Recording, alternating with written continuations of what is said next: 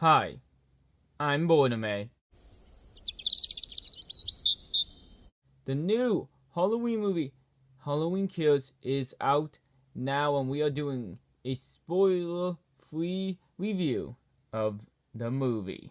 The second half of the movie was actually really good. I'm gonna focus most of my criticisms on the first half, so we'll talk a little bit about that first and then get into the second half. This movie takes place as a 2018 Halloween movie is just wrapping up. Mike Myers is surviving. But before we get into any of the good stuff, we get the police officer barely alive, him being found, and then immediately into like 9 or so minutes of a flashback. Literally, there was like maybe a minute of main movie before we get the flashback, when we could have just started with the flashback. And it's a flashback that we also see later in the movie several times, and it got a bit annoying that you start the movie this way with a flashback that is not really too eventful. It's a backstory of a character we really don't care about, and it showed off a lot of the big problems with the movie that hurts the movie overall.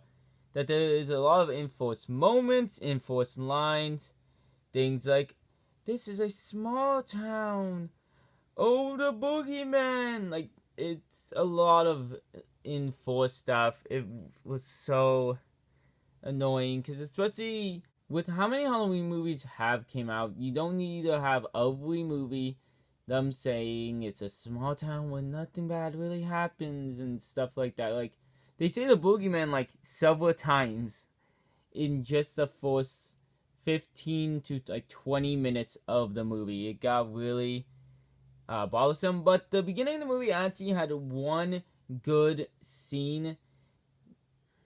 But the beginning of the movie had this really good scene. It wasn't perfect, but they showed a little bit of Mike Myers getting arrested. Something that not everyone has thought about, but I have definitely thought about in this movie franchise, that because this version of the timeline is much more realistic at times, other times not. So of course he hadn't been arrested to go to the mental hospital to begin with. So it was kind of a nice scene, and they did it pretty well. And that wouldn't have hurt the movie too much. But then right after that, we had this pub scene that to me just felt really cringy and like really overly done. It felt like the only purpose of it was to show who was who from the original movies, and the way they did that was so enforced. They really should have taken a hint from the Marvel movies and kind of just, well, if you know who they are, then you will enjoy it. If not, then Sex to be a little bit will do like maybe like a little bit of a flashback, or maybe someone saying who was who. But we got like 4 or so character introductions, a flashback for each character. It really got overdone. Other than usual horror movie oddball things, like the Max could be a little bit better at times, or the kills weren't too realistic for certain ones. Besides for like stuff you will see in average horror movies, the movie was actually really enjoyable. We got a vintage style intro, which was fantastic. The colors, the lighting, the music, the camera work was on par, if not better than the last movie. I definitely think the score was better than the last movie. Mike Myers was absolutely awesome throughout 90% of the movie. Almost every scene he did was just absolutely perfect. The only minor detail that is bothersome with Mike Myers' character is that they can't decide if he is supernatural who can survive all this pain, or if he is human. But besides that, Mike Myers was absolutely the greatest part of the movie. Every time he was going off killing people was great. It definitely made him into one of the bloodiest killers I've seen in a movie. This is a minor spoiler, but you can kind of see through the trailer that, or the general plot of the movie, is that the entire town teams up a little bit. But it just felt like so off at points, so enforced, because you like every single person knows who Mike Myers is. Every single person hates him. It was a bit weird, but the little hype scene of them actually getting together, planning stuff, suiting up and stuff like that, so to speak, was absolutely awesome. It was almost perfect.